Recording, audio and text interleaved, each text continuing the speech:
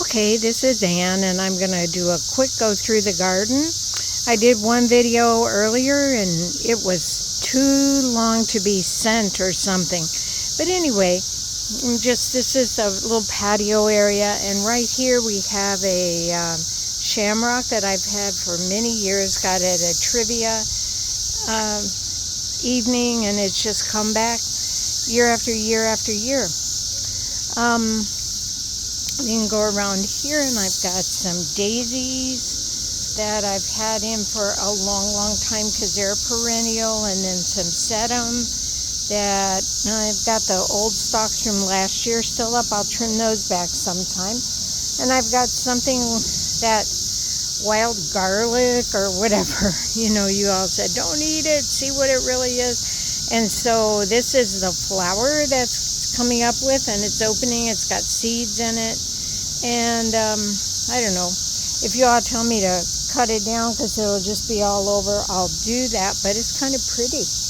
And this is my weed pile and plant weed pile, old plant, and I kept that for years and just dug the dirt out, every year because it makes dirt. So this is my first little hay bed up by the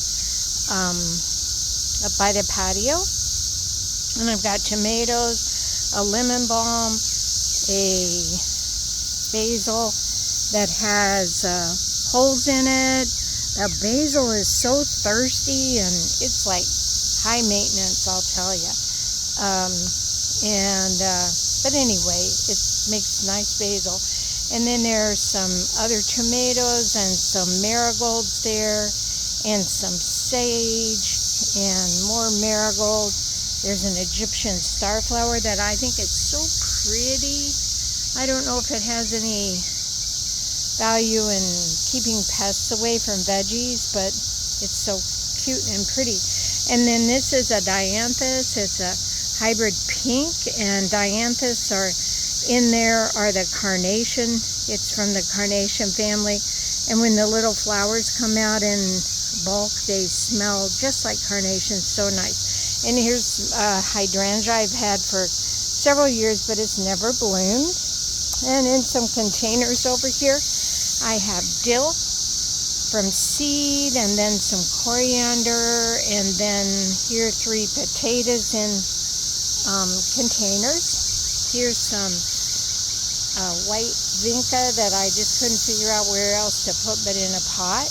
And then I made some dirt from last year to this year, and it's just been really nice. I made it out of scraps of paper and shreds and cardboard from inside, and branches and leaves and things from outside. And I really have enjoyed digging dirt out of there as I planted some of these seedlings. Got marigold.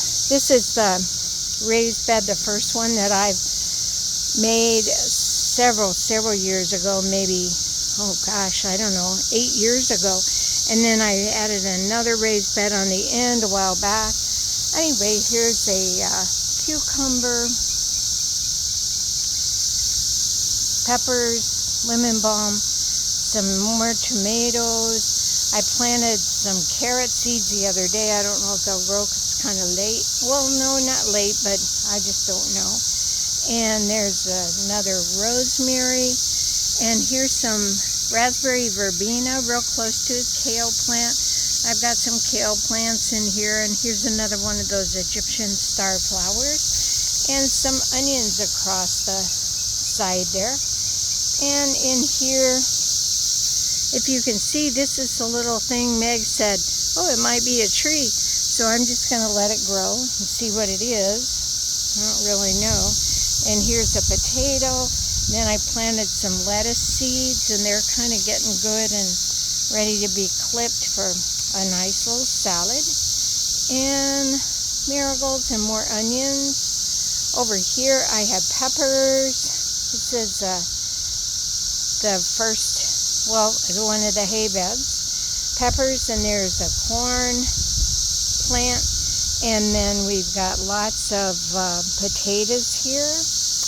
and corn. So this is really just some corn and peppers and potatoes. And over here, the latest thing that I put in were these corn plants. And we'll see how they do.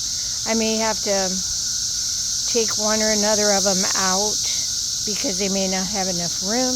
I'm not sure. And then I've got another corn thing here right in the middle of some potatoes. So we'll see about that. Oh, there's Pokey rolling in the grass. My little Poke, my gardener. And back here I've got bean plants. I put some more in because the other ones didn't grow. The thing I have noticed about these bean plants is that, especially on these, they have holes from, I would assume, slugs. Megan had suggested that, and I think she may be right.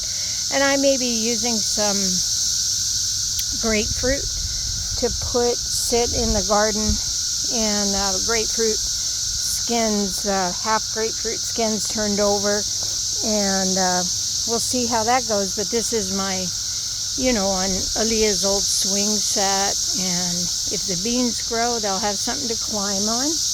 And over here, up under, I've got some vincas on the top here, on top of the pine stump, and dumped other stuff on there, kind of a hugelkultur setup. We'll see how things do there. You can't even see them, but there are some blueberries, 2 blueberry plants that were here that I put in, but they stayed little, and I'm not sure what's going on with them, but I don't know, they might make it, and maybe next year be real blueberry plants. And here's some thyme, and then here are my strawberries. I took the little wire baskets off the tops, and we'll see how the bunnies and squirrels do with them. Got some coriander, there's some sage, and there's another one of the dianthus plants that we'll see how it does. As you see, I have more room.